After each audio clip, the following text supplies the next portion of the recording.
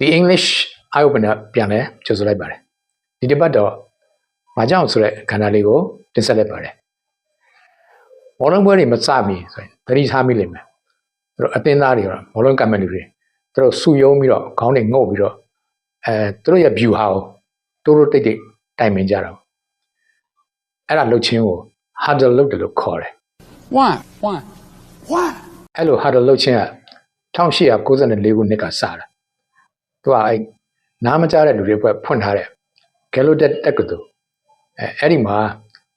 ဘောလုံးအလယ်တန်းကစားသူပေါ့ Paul Hubbard သူကနေပြီးတော့သူ့လူတွေနားမကြားတော့သူတို့ရဲ့ view ဟာကိုခြေရန်လက်ဟန်နဲ့ပြရင်တစ်ဖက်အသင်းက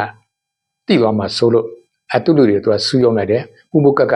နေပြီးတော့တစ်ဖက်ကလူမတိအောင်ဟန်ခြေရန်နဲ့ view ဟာကိုတိုင်ပင်အဲ့ဒါကို huddle လုပ်တယ်လို့ခေါ်တယ်ကိုလုံးဒီအမျိုးသမီးရဲ့ခန္ဓာကိုယ်မှာရင်စည်းနဲ့ရေကူးပေါင်းမီတော့ပဲပါတဲ့ဝတ်စုံကိုဘီကီနီလို့ခေါ်ကြတယ်ဝါအဲ့ဒီဘီကီနီကိုပြင်သစ်စက်မှုအင်ဂျင်နီယာ Louis Réard က1946ခုနှစ်ကဇူလိုင်လပေါ့အဲ့ဒီမှာစထွင်ခဲ့တာအဲ့ဒီတုန်းကအမေရိကန်ပြည်ထောင်စုမှာနျူကလ িয়ার ဘုံတွေစမ်းသပ်နေတဲ့အချိန်ပေါ့သူတို့ကဘီကီနီတန်တာကြောက်ကျွန်းမှာစမ်းတယ်အဲ့ဒီတန်တာကြောက်ကျွန်းကိုဆွဲပြုတ်ပြီးတော့သူကသူ့ရဲ့အပိုင်းနှစ်ဆပဲပါတဲ့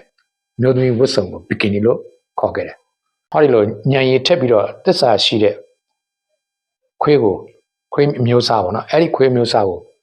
Doberman လို့ခေါ်တယ်ဒီ Doberman ခွေးမျိုးစားက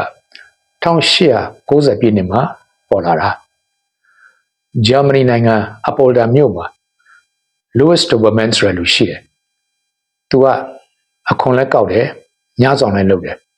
အဲ့တခါလေသူကင်းလဲလို့ရှိရင်အန်ဒီနဲ့ကြုံတတ်တယ်အဲ့တော့အန်ဒီရဲ့ကြုံမယ်ဆိုသူအန်ဒီရဲ့ကင်းအောင်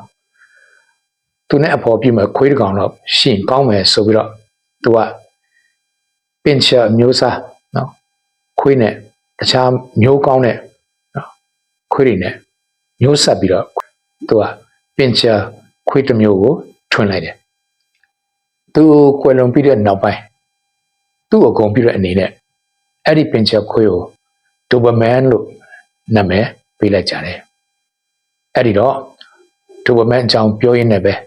The English Eye Opener ကိုညီကုန်းချုပ်လိုက်ပါတယ်